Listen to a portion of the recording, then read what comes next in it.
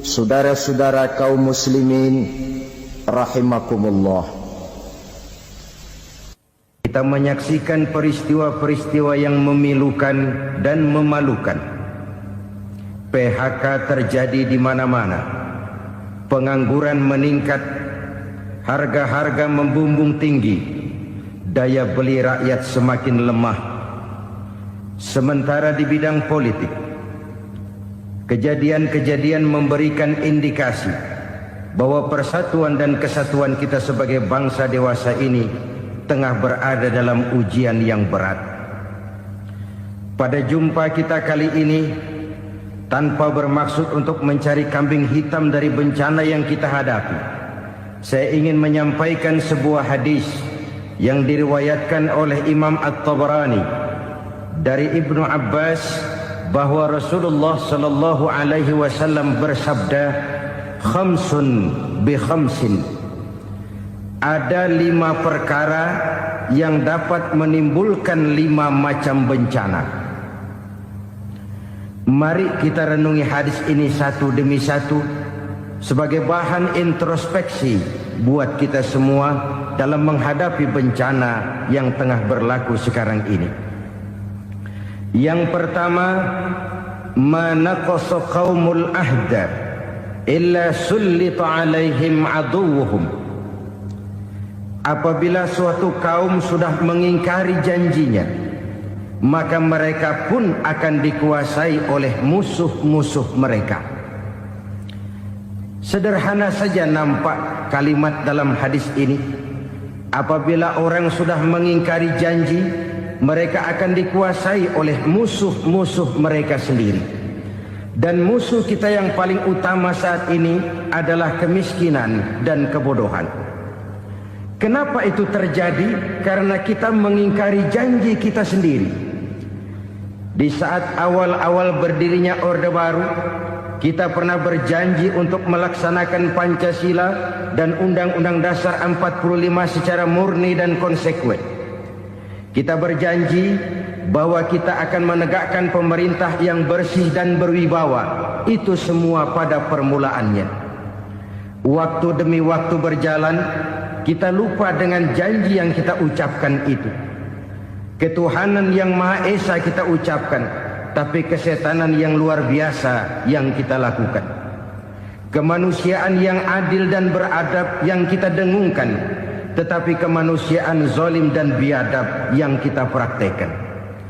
Sederhana saja saudara, hampir setiap pejabat pada posisi-posisi kunci, di awal-awal ia memangku jabatan itu, biasanya ia mengucapkan sumpah dengan lafaz demi Allah bahwa dalam melaksanakan jabatan ini saya tidak akan menerima hadiah atau pemberian dalam bentuk apapun. Itu pada permulaannya. Lama-lama rupanya hadiah itu asik juga, mulai diterima. Lama-lama dirasa kurang, mulai menagih. Dan akhirnya terjadilah praktek yang disebut suap menyuap, semir menyemir, dan lain sebagainya. Kalau ini sudah menjadi kenyataan, bagaimana kita mau menegakkan pemerintah yang bersih dan berwibawa?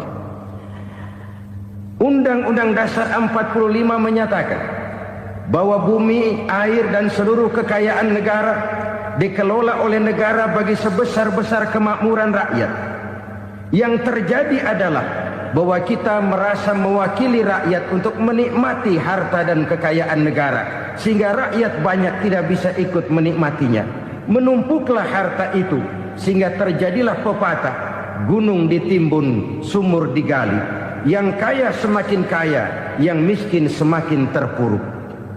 Kita ingkar dengan janji yang kita ucapkan di awal-awal kita bergerak. Kita ingkar dengan janji pada saat kita mengatakannya dengan menyebut nama Allah, dengan mempertaruhkan nama Tuhan. Sehingga pada akhirnya jabatan pun mengalami tender. Sudah menjadi rahasia umum. Orang mau jadi lurah mesti mengeluarkan uang. Mau jadi camat mesti mengeluarkan uang. Mau jadi wali kota, bupati, bahkan gubernur, itu ada pasarannya.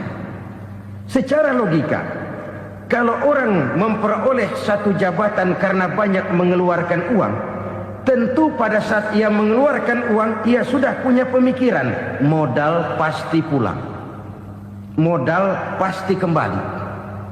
Kalau orang memperoleh suatu jabatan karena banyak mengeluarkan uang, maka langkah pertama yang dia lakukan setelah memangku jabatan itu ialah bagaimana uang bisa kembali, bagaimana modal bisa pulang. Kalau modal sudah pulang, pikiran berikutnya bagaimana supaya dapat untung. Lalu kapan mau bekerja untuk kepentingan rakyat? Itu nomor 18. Kemudian kalau ada proyek-proyek besar, pertanyaannya ialah bukan apakah proyek ini bermanfaat bagi rakyat, apakah proyek ini layak untuk diteruskan, tetapi yang jadi pertanyaan paling utama ialah bagian saya berapa duit dari proyek ini. Kita bisa lihat proyek, mega proyek lahan 1 juta hektar di Kalimantan Tengah, triliunan rupiah, dan proyek itu gagal. SD Inpres bulan ini diresmikan, bulan depan retak. Jembatan-jembatan bulan ini gunting pita, bulan depan runtuh. Kita ingkar dengan janji. Kita berkata kita bekerja untuk kepentingan rakyat, tapi kita tidak pernah mengenal rakyat itu. Apabila suatu kaum sudah mulai mengingkari janji, maka mereka akan dikuasai oleh musuh-musuh mereka. Akibatnya tersusunlah barisan-barisan sakit hati, yang makin lama makin menjadi bola salju, menggelinding membesar, dan kemudian terjadilah hal-hal yang tidak kita inginkan lagi. Apabila suatu kaum sudah mengingkari janji, maka mereka akan dikuasai oleh musuh-musuh mereka. Ini penyebab bencana yang pertama. Kita tidak konsekuen. Tadinya kita dengan lantang teriak-teriak berantas korupsi, ganyang korupsi. Pada waktu kita belum mendapat kesempatan. Setelah kita naik punya kesempatan, rupanya korupsi enak juga dirasa. Terjadi pergeseran nilai, orang luntur, kehilangan idealisme awal. Lalu untuk menghibur diri, menutup kesalahan, kita gunakanlah pepatah bahwa tidak ada gading yang tak retak, bahwa kita harus mikul dur mendem jero. Itu semua cuma sebagai dalih agar kesalahan kita tidak dibicarakan orang lain. Padahal kita sendiri yang mengingkari janji. Kita yang keluar dari komitmen awal kita. Kita berjanji melaksanakan Pancasila dan Undang-Undang Dasar 45 dengan murni dan konsekuen. Kita berjanji untuk menegakkan pemerintah yang bersih dan berwibawa. Namun dalam kenyataannya itu tidak kita laksanakan dengan sebagaimana mestinya. Kita bergeser, kita mengalami proses degradasi, peluncuran nilai, dan akhirnya terbentuklah barisan-barisan sakit hati yang semakin lama semakin membesar itu. Kita harus introspeksi. Memang kalau zaman sedang susah, biasanya kambing hitam laris, tukang kompor gentayangan. Itu dari dulu selalu mencari kambing hitam. Karena itu kita tidak bicara orang, kita tidak bicara siapa yang salah, kita bicara sistem, dan sistem itu bisa mengena siapa saja. Kalau orang sudah mulai mengingkari janji, bergeser dari komitmen awal, itu sudah mulai ia mengalami proses peluncuran, proses degradasi. Ini penyebab yang pertama. Kita tidak lagi konsekuen bahwa bumi, air, sumber daya alam adalah milik negara, dikuasai oleh negara, digunakan bagi sebesar-besar kemakmuran rakyat. Ternyata rakyat yang makmur itu tidak merupakan gambaran yang menyeluruh dari rakyat kita. Undang-undang dasar kita menganut ekonomi kekeluargaan, tapi yang kita praktekkan adalah ekonomi keluarga. Kalau bukan keluarga nggak dapat proyek. Kalau bukan keluarga nggak dapat macam-macam. kekeluargaan kita rubah menjadi keluarga. Timbullah penyakit nepotisme. Kita bergeser, kita ingkari janji, dan kita anggap kita atasnamakan rakyat. Rakyat cuma sekedar jadi adres, rakyat cuma sekedar jadi alamat, tetapi kehidupan mereka tidak banyak berubah dan tidak banyak terangkat. Kaum muslimin rahimakumullah, ini penyakit yang pertama, penyebab bencana yang pertama.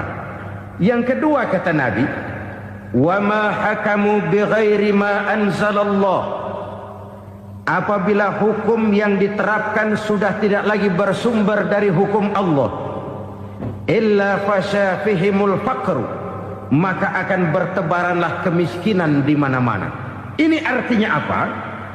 Apabila hukum tinggal sebuah stempel, apabila hukum sudah diatur menurut kepentingan, apabila hukum sudah tidak lagi ditegakkan secara adil, maka kemiskinan merambah di mana-mana.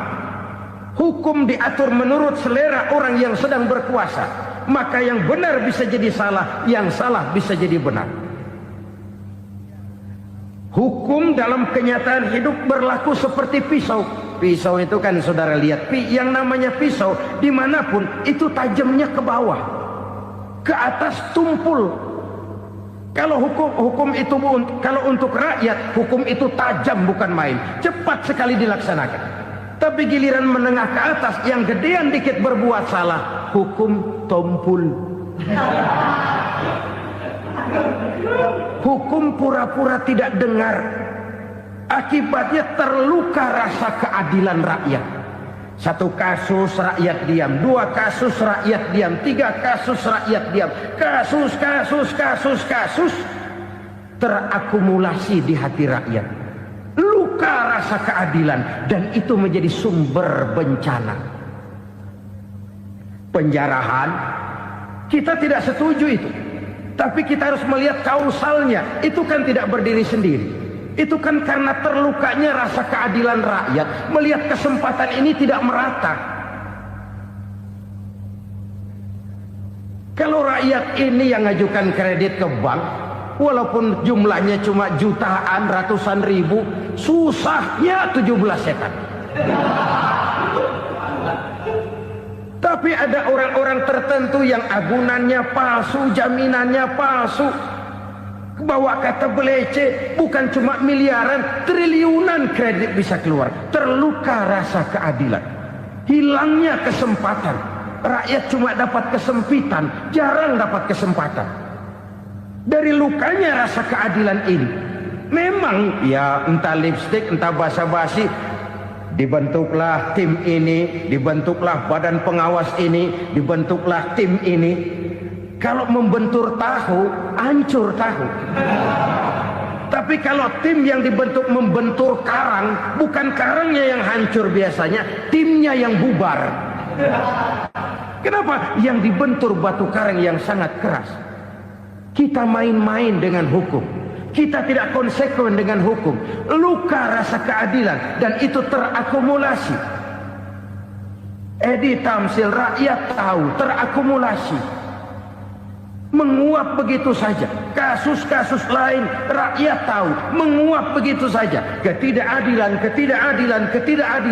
terakumulasi, mengendap di hati rakyat, menunggu ledakan. Pada saat sumbu meledak, rakyat tidak bisa dibendung lagi. Oke, kita tidak setuju dengan penjarahan, tapi jangan melihat itu sebagai peristiwa yang berdiri sendiri. Kenapa itu terjadi? Kausalnya kenapa? Oke, kita tidak setuju memang, tapi yang dijarah oleh rakyat kan memang cuma untuk perut. Yang dijarahkan beras, yang dijarahkan televisi, yang dijarahkan kulkas yang masih bisa dihitung, yang memang real untuk kebutuhan rakyat. Penjara-penjara berdasi kepala botak yang menguras uang rakyat habis-habisan, enak saja melenggang dalam kehidupan ini. Makin terluka rasa keadilan rakyat. Apabila hukum yang diterapkan sudah menyimpang dari keadilan yang diajarkan Allah, fasyafihimul fakru, bertebaranlah kemiskinan. Aneh, memalukan, memilukan. Sebuah negara agraris yang katanya pulaunya hijau royo-royo, gemari palau jenawi toto tentem kertora harjo,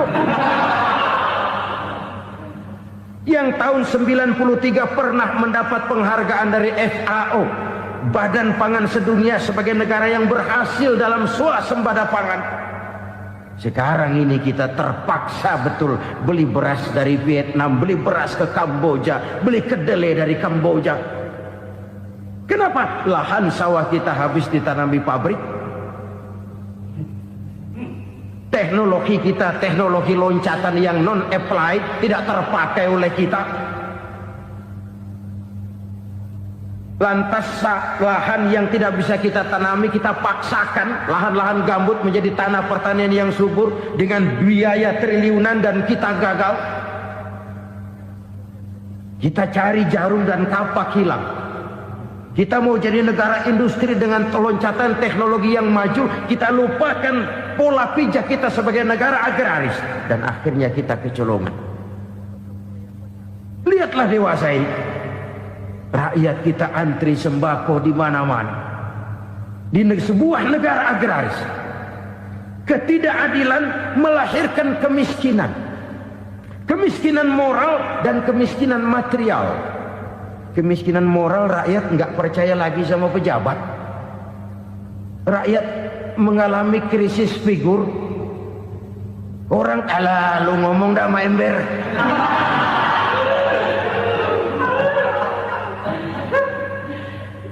Penataran yang menghabiskan biaya miliaran itu melahirkan pejabat-pejabat korup. Pengawasan yang menghabiskan biaya miliaran itu ternyata impoten, mandul. Kemiskinan moral. Jujur saya berkata, saudara-saudara, setelah pintu reformasi dibuka, itu yang masuk memang macam-macam. Ada yang memang punya tujuan murni, konsekuen, dan punya konsep. Ada yang nunggu di tikungan, begitu mobil lewat nyamber pintu, berangkat ikut reformasi. Ada yang memanfaatkan momentum, mumpung, untuk nyampein unek-unek, ngerti nggak, pokoknya ngomong. Sehingga keadaan semakin rancu, kebingungan semakin menjadi-jadi, masalah yang paling urgen tidak terselesaikan. Sekarang ini orang berpikir mendingan jadi pala ular daripada jadi buntut macan. Buntut macan memang hebat macan, tapi kalau buntutnya cuma ugel-ugel di belakang buat apa? Mendingan jadi pala ular, kecil juga nyaplok. Artinya, ya biar kecil juga kalau punya partai kan gagah. Lalu rame-rame bikin partai kayak bikin arisan. Orang makin mengalami dislokasi. Semua mau jadi pahlawan, semua mau nomor satu, semua ngomong. Iya kalau bidangnya, kalau bukan makin rancu. Marilah lewat kesempatan ini saya mengajak kita untuk tahu diri. Biarkan politisi ngomong politik, biarkan ekonom menata ekonomi, biarkan praktisi bicara soal hukum, biarkan rakyat munajat, istighfar, mohon pertolongan Allah. Tahu diri kita. Kalau memang ayam, kukuruyuk aja dah. Kalau memang kucing, ayo ngeong. Kalau kambing, silahkan ngembe. Udah tahu ayam, ngeong bunyinya. Suaranya palas, orang nggak ngerti, bingung, makin menjadi-jadi. Ibarat kesebelasan sepak bola bangsa kita sekarang ini, rame-rame mau bikin gol, kiper ikut nyerang sekarang. Memilukan dan bahkan memalukan. Wa ma hakamu bighairi ma anzalallah illa fasha fihimul fakru. Kalau hukum yang diterapkan sudah menyimpang dari keadilan yang diajarkan Allah, bertebaranlah kemiskinan di mana-mana. Coba sekarang ini, yang punya duit bingung, apalagi yang kagak punya duit. Yang pengusaha gede ngeluh, apalagi yang pengusaha pas-pasan. Yang kagak punya beras, yang punya beras saja masih bingung, apalagi yang nggak punya beras. Ini sudah demikian merata. Dulu kita kagum mendengar konglomerat kelas buadah, kelas-kelas yang seakan-akan cuma ada dalam khayalan mereka, punya kekayaan miliaran dolar, triliunan. Sudahlah, seolah-olah nggak terjangkau sama kita. Weh, ternyata yang gede-gede itu juga gede utangnya. Dan rontok satu demi satu. Ternyata rakyat selama ini cuma dialamatkan, cuma dijadikan adres. Rakyat yang tidak banyak ngerti persoalan ini harus menanggung hidup ini begini berat, harus menanggung beban hidup ini begini tinggi. Daya beli semakin lemah, semakin terpuruk dan terpuruk, sedang keadaan belum juga banyak berubah. Yang hutang sama luar negeri itu kan bukan rakyat kecil, Ciano. Yang banyak nyimpen dolar juga kan Ciano. Rakyat kecil bocah kampung mah jangankan nyimpen dolar, ngelihat juga tumben. Kemana kita mesti bercermin? Sekali lagi saya mengatakan, maaf, kita tidak bermaksud mencari kambing hitam. Karena itu kita tidak bicara orang, kita bicara sistem, kita bicara keadaan. Beginilah yang dikatakan Nabi, penyebab timbulnya bencana, hukum yang ditegakkan tidak lagi berorientasi kepada keadilan, tapi berorientasi kepada kepentingan. Akhirnya bentuk hukum seperti pisau, tajam ke bawah, tumpul ke atas. Hukum cuma buat rakyat kecil, tetapi kelompok menengah ke atas kadang-kadang kebal dari perlakuan hukum. Maka bertebaranlah kemiskinan. Iya, kemiskinan moral berupa lukanya rasa keadilan. Kalau rasa keadilan terluka, orang kan nunggu kesempatan, saudara. Iya, dia nggak bisa ngomong. Iya, dia nggak sanggup action. Iya, dia nggak bisa tunjuk rasa, tapi hatinya kan, kapan ada kesempatan, kapan ada waktu, tunggu. Hatinya mesti begitu.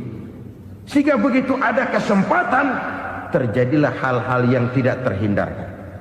Dan itu ekses, bukan reformasi. Jangan seperti sebuah dialog saya dengan seorang abang beca. Saya bertanya, bang, iya, abang tahu nggak reformasi? Tahu. Ustadz, apa? Pembakaran. Terus penjarahan. Lalu perkosaan. Itu reformasi. Itu yang saya lihat. Nah, itu yang dia lihat. Saya tentu tidak menyalahkan abang beca kita, karena memang itu yang dia lihat dan sejauh itu wawasannya. Tapi ini indikasi bahwa banyak rakyat kita yang belum bisa menggunakan kebebasan secara bertanggung jawab. Padahal kebebasan tanpa tanggung jawab tirani. Sebuah contoh gampang-gampangan. Saya beli radio, saya setel di kamar saya, lalu saya bilang, ini radio gue.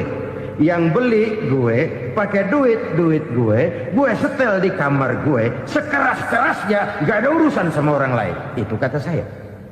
Tetapi tetangga saya sebelah rumah kan boleh juga ngomong begitu. Kata tetangga saya, ini mata gue, yang ngantuk gue tidur di kamar gue, kenapa suara radio lu nyampe kemari? Artinya apa ini? Kebebasan saya nyetel radio dibatasi oleh kebebasan tetangga saya yang mau tidur. Tidak ada kebebasan mutlak. Kebebasan mutlak tanpa tanggung jawab kembali akan melahirkan tirani, kembali akan melahirkan pemaksaan kehendak. Dan itu lagi-lagi bukan demokrasi. Saudara-saudara kaum muslimin rahimakumullah. Ini penyakit yang kedua, lukanya rasa keadilan, terutama di kalangan rakyat kecil. Itu mengendap menjadi akumulasi dan menunggu giliran kapan bisa dimuntahkan. Dengan kata lain, rakyatnya udah banyak banget makan yang perutnya jadi enek, nyelam. Kapan nunggu muntahnya? Udah begini banyak akumulasi yang mereka pendam di perut ini, sehingga ketika terjadi kesempatan itu sudah tidak terkendalikan lagi. Kita out of control. Saya tidak mentolerir sikap-sikap kekerasan. Bahkan saya lebih cenderung bahwa kalau di rumah kita banyak tikusnya saja racuni, jangan rumah dibakar. Bahwa ada korupsi, iya. Ada kolusi, memang. Ada nepotisme, tentu. Tetapi tikusnya saja racuni. Jangan rumah dibakar. Masa mau ngusir tikus bakar rumah? Tikusnya lari, tikusnya selamat, rumahnya ewes-ewes.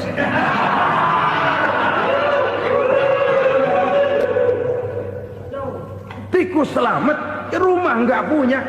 Masalah nggak terselesaikan dengan sebagaimana yang kita harapkan. Kita sepakat ini negara hukum, dan di hadapan hukum semua manusia itu sama. Itu prinsip yang diajarkan Allah. Al-musawat bainan nas fi takalifil ahkam. Semua manusia sama dalam berhadapan dekat dengan hukum Allah Subhanahu wa taala.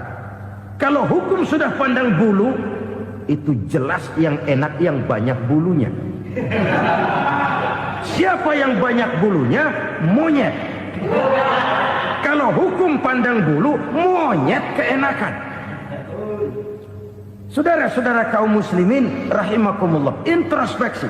Mari kita bercermin bagaimana perjalanan hukum selama ini. Kalau introspeksi ini kita temukan, lalu ada upaya untuk memperbaiki diri. Jangan menggunakan tak ada gading yang tak retak, mikul duwur mendem jero untuk menutup-nutupi kesalahan orang. Padahal kesalahan itu sedemikian besar. Padahal rakyat kita tiap hari antri sembako. Ada yang sehari sekali makan, ada yang makan sudah bercampur tiwul, ada yang nasi sudah dicampur pisang, balik jadi orok lagi. Macam-macam upaya rakyat untuk menangsal perut ini. Lalu rakyat ditenang-tenangkan, lebih baik puasa Senin Kemis sambil menghadapi krisis ekonomi. Kenapa rakyat yang disuruh puasa? Kenapa bukan pejabatnya yang puasa lebih dulu untuk kemakmuran rakyat? Kalau rakyat yang memang perutnya udah gepeng disuruh puasa, makin krempeng perutnya. Artinya pejabat harus punya sense of politik.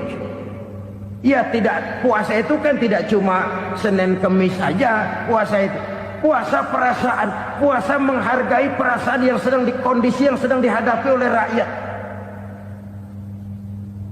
Bagaimana rakyat yang tengah antri sembako melihat pejabatnya lewat dengan mobil yang harganya sampai 1 miliar. Oh, inilah pemimpin saya. Luka lagi rasa keadilannya. Kita tidak tenggang rasa. Puasa dalam artian itu pun akan menolong menegakkan semangat kebersamaan, membentuk semangat kebersamaan. Saudara-saudara kaum muslimin rahimakumullah, penyebab bencana yang ketiga dikatakan oleh baginda Nabi, wala dhaharat fihimul fahishatu illa fasha fihimul maut. Apabila kekejian telah merajalela, maka maut bertebaran di mana-mana. Kita renungi butir kalimat dalam hadis ini. Apabila kekejian telah merajalela, maut bertebaran di mana-mana. Begitu murah arti sebuah kehidupan. Penjarahan untuk hal-hal yang kecil tapi sampai mengorbankan nyawa. Apabila kekejian sudah terjadi di mana-mana, maut pun bertebaran. Maut dalam arti berpisah ruh dengan jasad, tapi juga maut dalam arti orang bisa mati karirnya, orang bisa mati usahanya, orang bisa mati kesempatannya karena perbuatan-perbuatan keji yang selama ini tidak terbendung. Lahirlah teori mafia. Siapa yang kuat dia yang berkuasa, siapa yang lemah dia menjadi mangsa. Proyek-proyek besar yang menang tender itu ya dari itu ke itu saja. Yang pengusaha-pengusaha tidak punya koleksi, koneksi, tidak bisa bayar komisi, dapat proyek tetelan.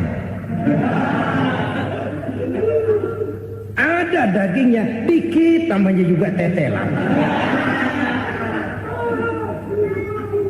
Dagingnya sudah habis disantap oleh meja.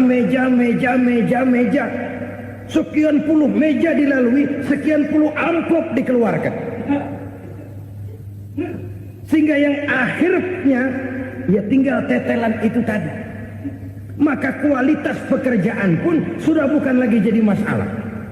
Demikianlah mafia-mafia ini bermunculan di mana-mana. Di pengadilan terkenallah mafia pengadilan. Hukum bisa dibeli, hukum bisa dipesan menurut kebutuhan sponsor.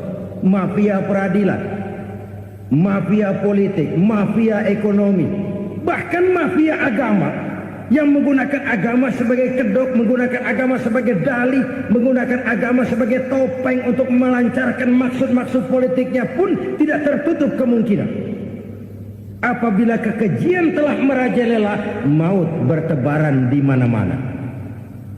Korupsi, kolusi, nepotisme itu bagian dari kekejian. Kita selama ini kalau mendengar maksiat, itu yang terbayang cuma judi, mabuk, zina. Iya itu maksiat. Tapi korupsi, kolusi, nepotisme itu juga maksiat dalam bentuk lain. Kalau ini sudah bertebaran, maka maut terjadi di mana-mana. Jangan bayangkan cuma mati orangnya, itu sih kewajiban. Yang menyakitkan itu orangnya masih hidup tapi dibikin mati. Karirnya mati. Kenapa? Karena yang diperlukan bukan cuma orang pinter tapi orang taat. Biar pinter, kalau nggak taat minggir.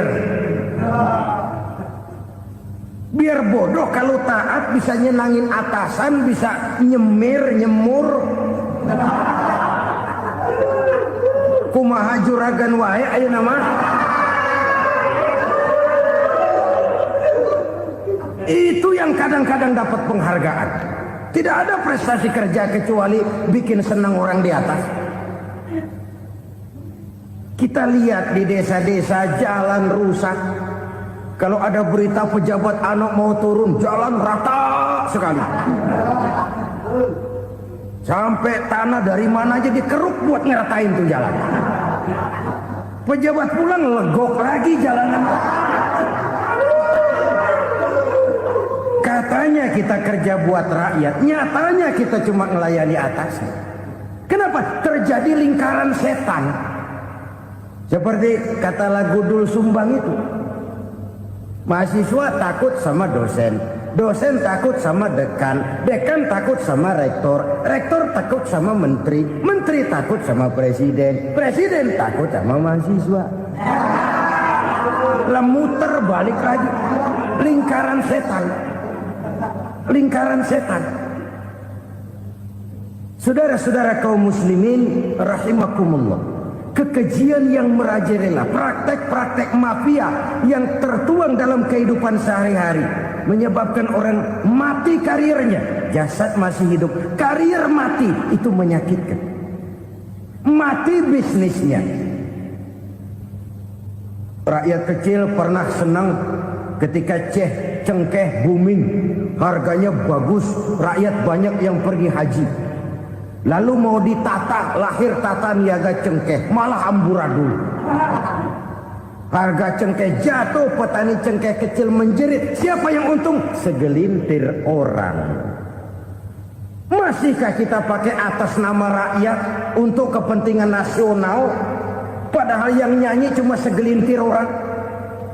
Masihkah kita mau bohongi rakyat ini dengan mobil nasional tapi bikinan Korea? Masihkah kita mau bermain verbalisme, bermain kata? Ini sebuah masa lalu yang tidak perlu terulang lagi untuk masa-masa yang akan datang. Kekejian merajalela, orang mati karier. Bisa mati usaha, mati bisnis. Usahanya maju, dirangkul, hancur. Usahanya maju, dipukul, hancur, tenggelam. Bahkan yang memilukan dan memalukan badan-badan usaha milik negara itu dikebiri sedemikian rupa sehingga tidak menghasilkan hal-hal yang bermanfaat buat negara. Saudara-saudara kaum muslimin rahimakumullah, kalau nafsu yang sudah mengatur itu semua, maka kekejian pun merajalela. Orang sudah pakai teori mafia, yang kuat dia yang menang, yang kuat dia yang berkuasa, yang lemah silakan minggir di sudut-sudut kehidupan.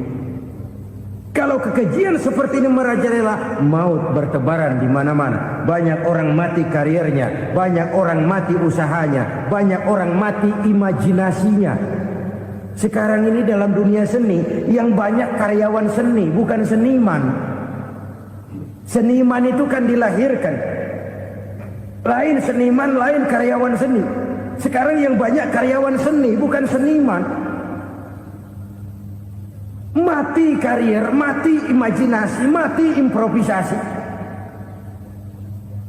Sehingga kehidupan persis sinetron. Sinetron itu yang kita lihat rumah mewah, yang kita lihat rumah bagus. Gak pernah kita lihat di sinetron kita ini rakyat antri sembako. Kita dijejali hal-hal yang indah, yang wah, yang membuat kita tenggelam dalam gaya hidup instan, tenggelam dalam gaya hidup wah. Kita lupa dengan realitas keseharian di tengah-tengah masyarakat kita. Lahirlah kelompok-kelompok selebritis, dibesarkan oleh berbagai media. Selebritis pilek aja masuk koran, pilek.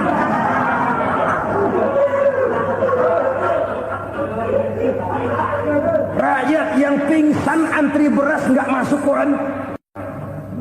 Rakyat yang semaput antri minyak nggak masuk koran. Selebritis panok masuk koran.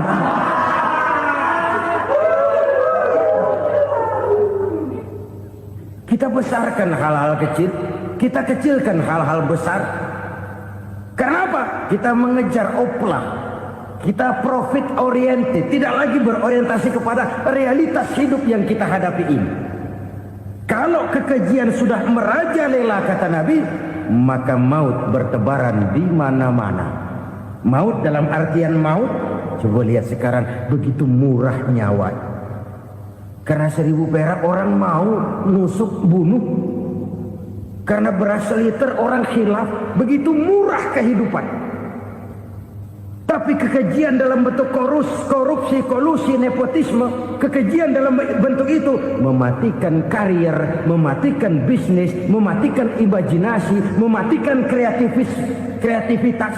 Itu juga maut dalam bentuk lain akibat kekejaman lain. Ini penyebab yang ketiga. Yang keempat, penyebab bencana menurut baginda Rasul, wala tukhfiful mikyala illa muni'un nabat. Apabila timbangan sudah dicurangi, maka tercegahlah tumbuh-tumbuhan. Apabila timbangan sudah mulai curang, maka terjadilah musim paceklik.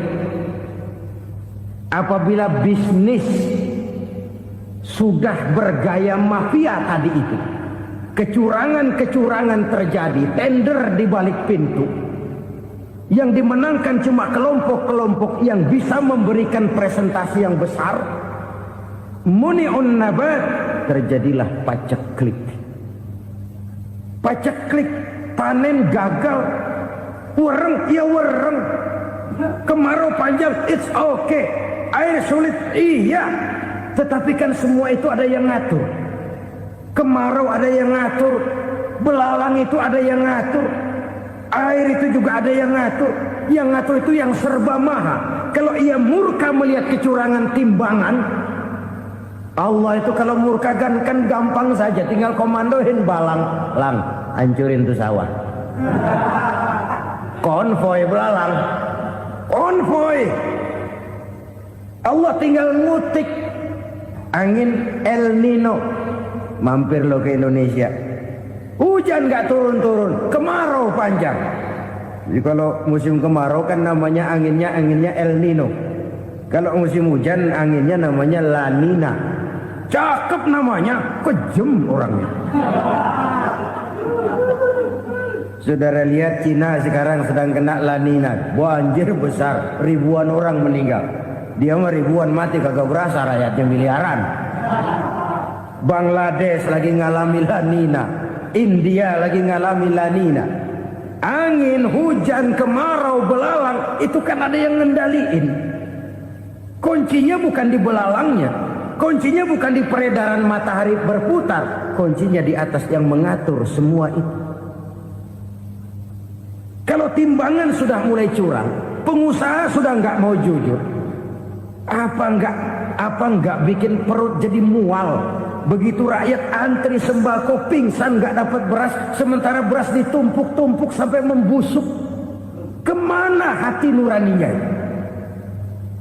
Kemana akal pikirannya? Kemana mereka yang berbuat atas nama rakyat tapi melihat rakyat susah tidak tergerak hatinya? Apabila timbangan sudah mulai dicurangi, bisnis sudah mulai melenceng, maka terjadilah paceklik. Sebuah negara yang berhasil dalam swasembada pangan, lalu sekarang menjadi negara yang rakyatnya antri untuk memperoleh kebutuhan pangan. Saudara-saudara kaum muslimin rahimakumullah, ini intinya adalah kecurangan. Kalau kecurangan sudah terjadi di mana-mana, dan ini milik siapa saja, bukan soal tempat, bukan soal jabatan, soal manusianya, SDM-nya. Kecurangan tidak cuma terjadi di kantor, di masjid bisa terjadi kecurangan. Korupsi tidak hanya bisa terjadi di kantor, di madrasah bisa ada korupsi. Faktor manusianya, ini soal SDM. Kecurangan yang besar tentu besar lagi kerugiannya.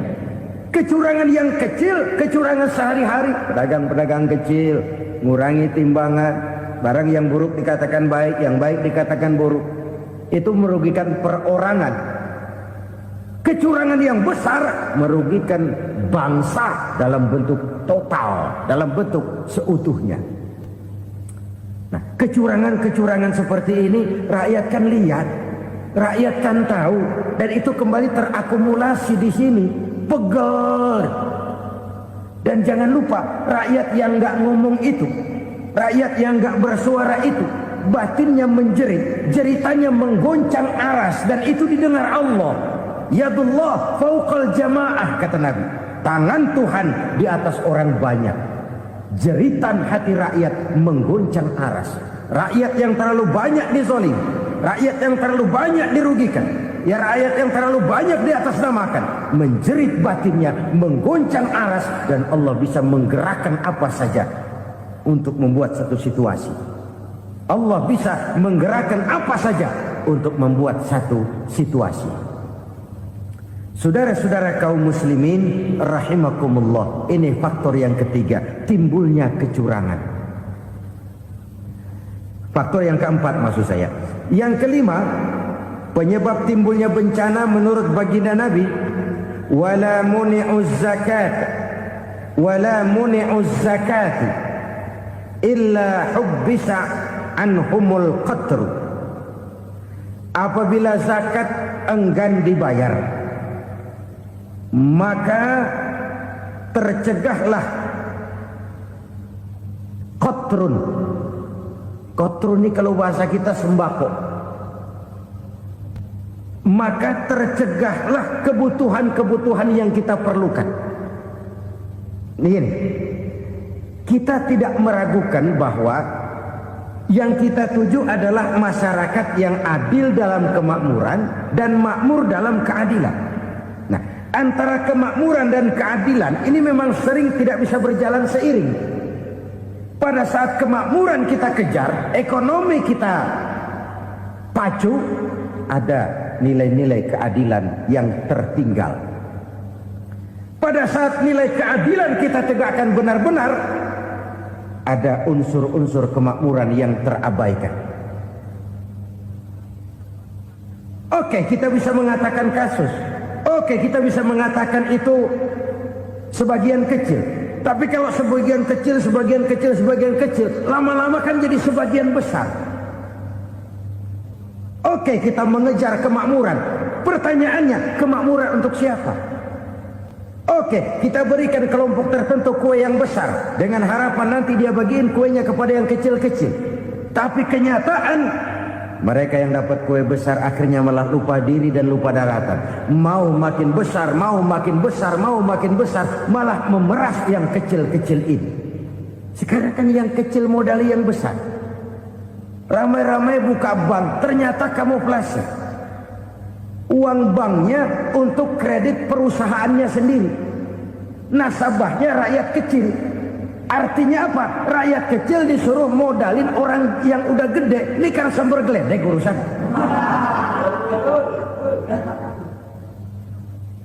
Ini kan permainan apa lagi?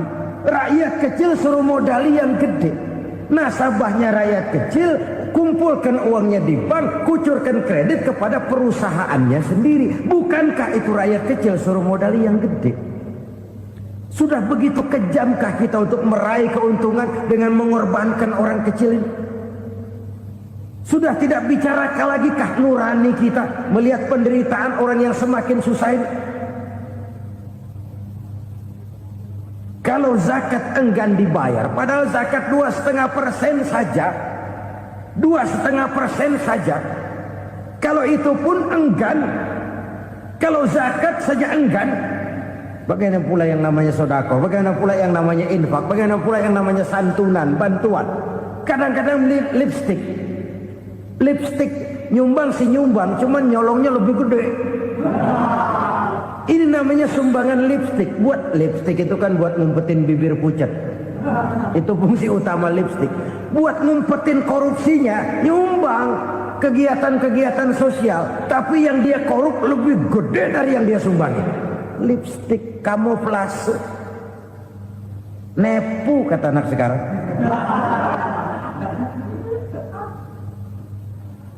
Saudara-saudara kaum muslimin rahimakumullah. Demikian berat kewajiban zakat ini sampai di zaman Sayyidina Abu Bakar pernah keluar komando perangi orang yang enggan membayar zakat. Perangi. Karena fungsi zakat adalah menjembatani antara si kaya dengan si miskin. Bahwa ada kemiskinan itu Qur'ani. Wong Allah menyatakan, aku melebihkan rezeki sebagian kamu dari yang lain. Ini kan kesenjangan. Allah melebihkan rezeki sebagian kamu dari yang lain. Ada itu. Tetapi itu berjalan secara nature. Nah, kalau direkayasa, yang kaya semakin kaya, yang miskin semakin terpuruk, yang sudah besar dapat proyek besar, yang kecil dapat tetelan. Ini kan rekayasa namanya. Kesenjangan yang direkayasa ini yang kita harus kikis. Nah, fungsi zakat menjembatani dari sisi sosial. Dari sisi pribadi, Nabi berpesan, zakku amwalakum biz zakat. Bersihkan hartamu dengan zakat. Sekarang ada istilah nyuci uang. Uang hasil korupsi itu bisa dicuci, dijadikan uang bersih. Bukan pakai rinso, bukan. Pakai politiknya koruptor, diolah sedemikian rupa sehingga jadi uang resmi. Sudah memutik, itu termasuk yang disebut kejahatan kerah putih, white collar crime. Kejahatan kerah putih, kejahatan pakai dasi, kejahatan kelas kakap. Makanya orang mendingan goblok kagak bener daripada pinter kagak bener. Goblok kagak bener itu gampang ngurusinnya. Pinter kagak bener, ini yang berabe bener ngurusinnya.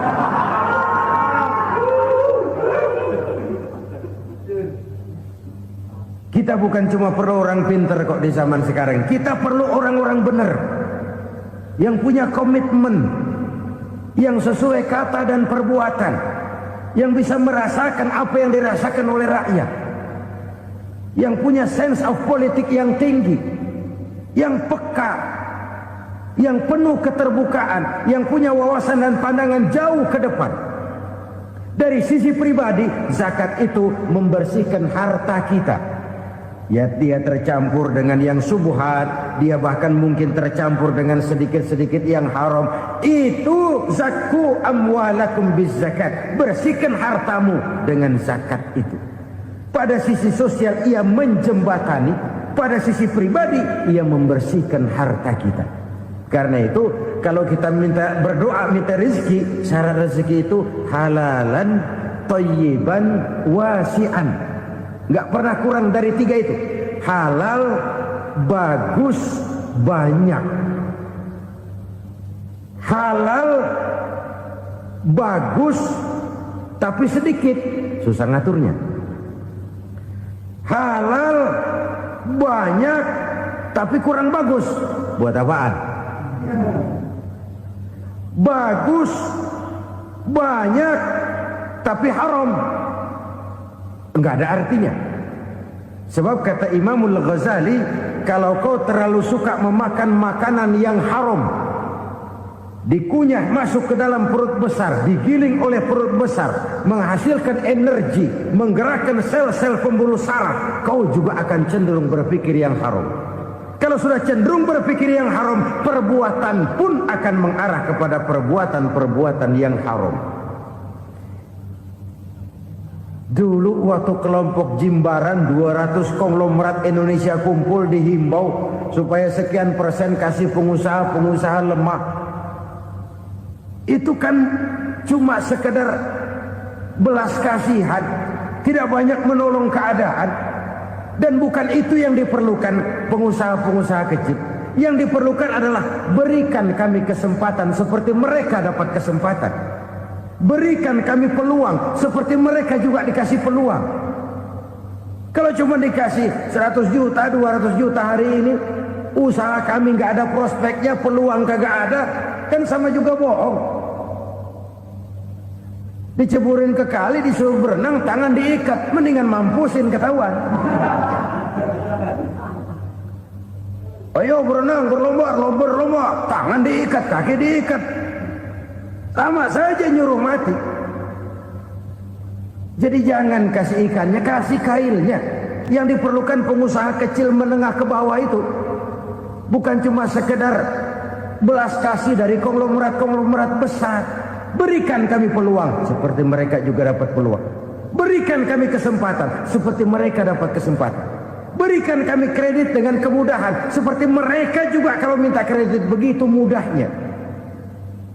Menciptakan peluang dan kesempatan, pemerataan. Bukan menciptakan manusia Indonesia dengan standar ekonomi yang sama. Semua rumahnya harus sama, semua punya mobil. Itu sih kebersamaan bebek. Bebek, coba lihat bebek. Satu ngalor semua. Satu ngidul semua. Kebersamaan bukan itu. Kebersamaan adalah menciptakan peluang. Kalau yang kaya bisa semakin kaya, kenapa yang miskin tidak bisa ikut naik jadi sedikit kaya? Kalau pengusaha yang sudah kuat bisa bertambah menjadi kuat dengan proyek mega proyek, kenapa yang menengah tidak bisa ikut menjadi kuat? Dan kenapa kekejian itu merajalela? Kita dengar lewat berita-berita PLN tekor, PLN utang. Kenapa? Dia beli listrik dari swasta yang belinya lebih mahal daripada penjualannya. Artinya dia beli itu listrik dari perusahaan listrik swasta, dia jual kepada rakyat lagi. Harga jualnya lebih murah daripada dia beli kepada swasta. Kenapa? Ada tekanan lagi tuh. Biasa siklus lagi. Hukum Boyle. Atas neken, paling bawah gepeng. Ya kita nih rakyat kecil, emang nasibnya gepeng terus. Saudara-saudara kaum muslimin rahimakumullah, dari 5 penyebab bencana ini kita ambil kesimpulan untuk sebuah renungan dan introspeksi kita bersama. Pertama, mengingkari janji. Padahal janji itu yang lebih tinggi nilainya adalah di hadapan Allah Subhanahu wa taala. Baik wakil-wakil rakyat di parlemen maupun pemimpin-pemimpin rakyat di dalam kabinet, apabila memangku suatu jabatan, selalu mereka mengawali dengan sumpah, dan sumpah itu dimulai dengan demi Allah.